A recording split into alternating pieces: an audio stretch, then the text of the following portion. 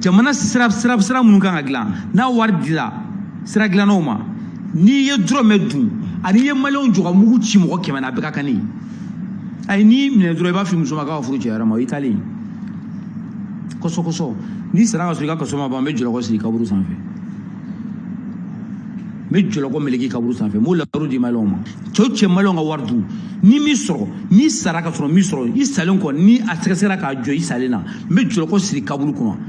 ka minɛtu don bolo beton armé la k'i tɔgɔ sɛbɛn a kan k'i ka kaso pakɛ la n'o ma dafa jɔlɔkɔ tɛ b'i kaburu sanfɛ maliyɛnw ka wari tɛ dun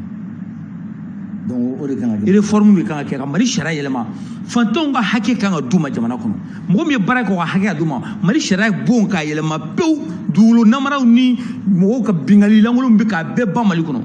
sɛnɛkɛlaw ka tɔɔrɔ min b'u kan k'o wuli ka bɔ yen la réforme économique k'o baser pouvoir d'achat kan fo maliyɛn ka se k'a yɛrɛ balo maliyɛn ka se k'a yɛrɛ sutura maliyɛn ka se ka wari sɔrɔ k'a yɛrɛ balo ka ɲa Mali kalanko éducation ani denmisɛnw ka baarako k'o fana réformer cɛw cɛ bɛ fɛ ka baara di maliyɛn denw ma ne bɛ se ka mun de k'i ye ne b'o k'i ye mais i fana b'i engagé k'i bɛ maliyɛn den nin hakɛ ta baara la o ye diyagoya ye ma wa i bɛ to i ka usine bɛ to Mali dugukolo sanfɛ san 25 i tɛ taa n'i bɛ taa don min na i bɛ taa usine to yan mais ne b'a fɔ i tɛ impôt sara n bɛ san 5 bila i tɛ impôt sara i tɛ taxe sara i tɛ foyi sara mais e ka usine ye mɔgɔ 100 ye maliyɛn den 180 bɛ don a kɔnɔ an ka kɔri tɛ ta bilen ka taa a feere yɔrɔ wɛrɛ la a bɛ yɛlɛma an fɛ yan parce que yɛlɛmalen de bɛ sɔn ka taa feere la transformation ka kɔri yɛlɛma an fɛ yan san o san n'a bɛ miliyari 300 de sɔrɔ Mali kɔnɔ yan a bɛ se k'o de sɔrɔ mais a bɛ ta ka taa n'a ye yɔrɔ wɛrɛ de ka taa yɛlɛma ka na n'anw fɛ jamana industrialisé ka jamana industrialiser décentralisation ka pousser k'i to Kucala burusi kɔnɔ i bɛ se ka fɛn fɛn sɔrɔ Bamakɔ i b'a sɔrɔ k'i to Kucala burusi kɔnɔ i mɔgɔ foyi tɛ ka na Bamakɔ yan mɔgɔ de bɛ ɲɛbɔ ka bɔ Bamakɔ ka t'i sigi burusi kɔnɔ ka Mali kalan technique k'a dayɛlɛ burusi kɔnɔna la min kan ka kɛ yɔrɔ min na o bɛ taa sanu bɔ kalan min na kɛ Bamakɔ e bɛ n'o kɛ Bamakɔ cogo di i bɛ taa ye Kayi ni Sikaso de sanu bɛ bɔ yen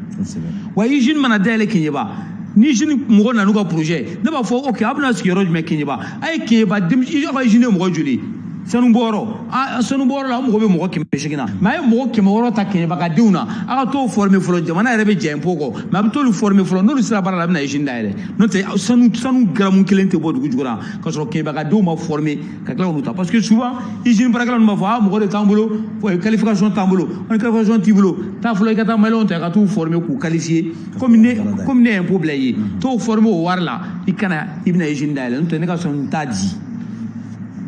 wa ni usine bɛ sigi yɔrɔ o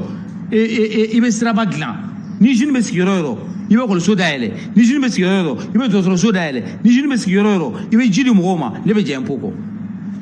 jamana in dilan man gogo ye n ka sira t'a la o de bɛ ka Mali kɛ tan bon nin ye dakurunya kunkurunin ye n bɛ nin fɔ n tɛ dɔw bɛna fɔ ko n ye campagne présidentielle daminɛ sisan n'a wagati sera an b'a bara ci k'a di maliyɛnw ma maliyɛnw bɛ tiɲɛ ni nkalon dɔn débat bɛ kɛ prochaine élection présidentielle la débat bɛ kɛ dɛ